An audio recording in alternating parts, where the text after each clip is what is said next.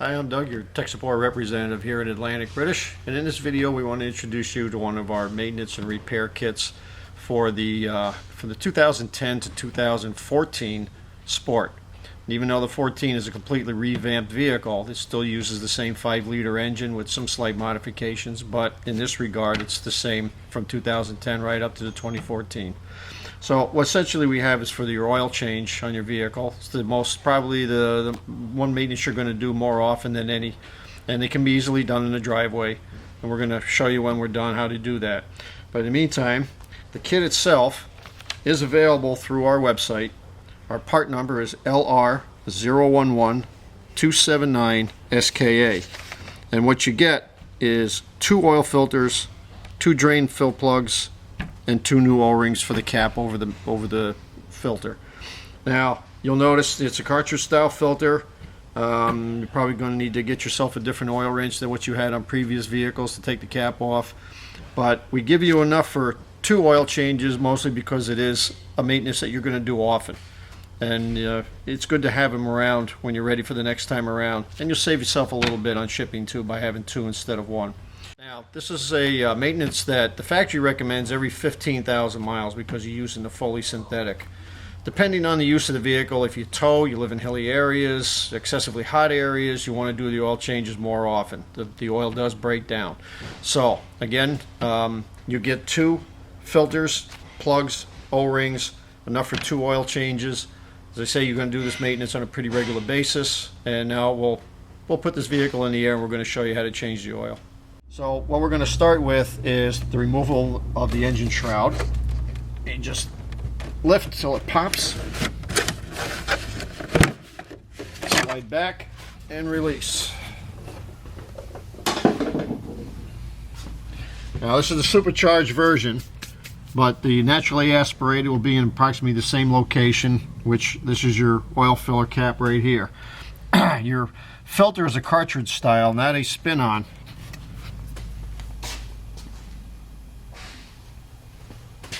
And what you get is the filter itself and then a new O-ring for the cap. Never forget to put that O-ring back on. So what we're going to do, before we put it up to drain it, I like to back the cap off so that when you open the plug underneath, this doesn't create a vacuum that makes it harder for the oil to drain out, and then this way the filter housing and the lines below it will completely drain out, getting more of the old oil out of the vehicle. Now this is the supercharged version, but the naturally aspirated will be in approximately the same location, which this is your oil filler cap right here. Your filter is a cartridge style, not a spin-on. And what you get is the filter itself and then a new O-ring for the cap. Never forget to put that O-ring back on. So what we're going to do, before we put it up to drain it, I like to back the cap off so that when you open the plug underneath, this doesn't create a vacuum that makes it harder for the oil to drain out, and then this way the filter housing and the lines below it will completely drain out, getting more of the old oil out of the vehicle. Alright, so we have the vehicle up in the air, and you're going to notice a large flat pan underneath. This is basically a bash plate that's supposed to protect the underside of the vehicle. You've got you got about 8 or 9 bolts, 15mm heads supporting this pan. You have 2 in the front, 2 in the very front, 1 here, 1 on each side, and then 1 on each side. Now these 2 bolts in the back, you don't need to remove them completely. You'll see they're in a slotted hole. Back them off about 4 or 5 threads, and then this way when you take the rest of them out, you got something to help support the pan. You'll slide it forward and it'll drop down. Now just a little hint, what I've always done with any of these vehicles with these bottom pans, when I take the bolts out, I'll throw them in the oil catch, either if you're using a pan on the floor or you're using an oil catch roll around like we use here. This way all the bolts get coated with oil. When you go to put them back in, it makes it that much easier to thread them in. Plus it reduces the amount of rust buildup you're going to get on them from driving in, just having them on the road. And when you go to do your next oil change, they're going to come out that much easier. So we're going to pull this pan off. Now on this vehicle there's 2 ways to drain the oil. Now I'm looking at it as a do-it-yourselfer looking to change the oil at home. You do have a drain plug underneath. It's at the lowest point of the oil pan. You've got a 13 millimeter head with an O-ring on the back side. You can use these plugs maybe twice, and after that you always want to change the plug because the O-ring will wear out, break down, and squash down after a while. So you're going to take this drain plug out. You're going to have your splash pan or your catch-all underneath. What I would recommend also, take a sheet of cardboard, or they have these Forma funnels that have flexible. You can wrap it over the top of the steering rack. We'll create a shield right here so that the oil will just hit the shield, drop down in the pan, and not spray all over your components underneath. So we've already drained the oil out of this vehicle, so now we're going to put the shield back on, and when we drop this down we'll show you how to change the filter over and also show you the location for the second way of draining the oil out of this vehicle. So now we got the vehicle back down on the ground. Before we show you the filter changeover, I want to just show you the other way to access and drain the oil out of this vehicle.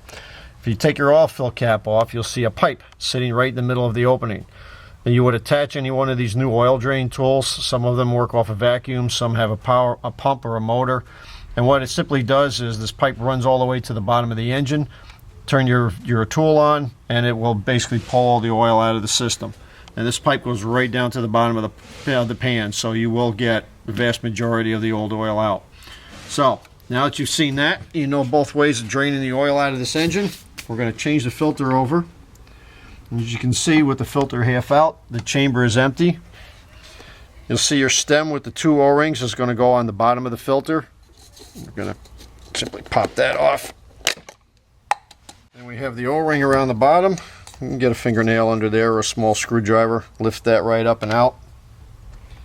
Put your new O-ring in place. That's going to sit right in that wide groove just below the threads. And in the process you get your fingers a little oily, so we're going to put a little bit on that O-ring so that it spins in free. Now you see these two tabs. When you look down inside, you're going to see this. You got 4 different positions you can put this in. You want to get the tabs pretty well lined up. And you'll hear it snap and pop in place. Again, with the oily fingers, rub the O-rings on the bottom.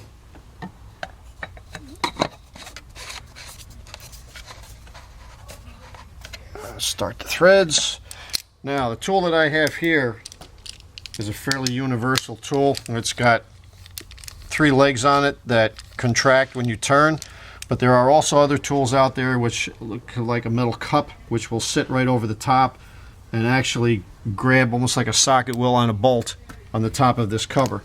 So your choice, whatever you want to use. There's a lot of tools out there for this.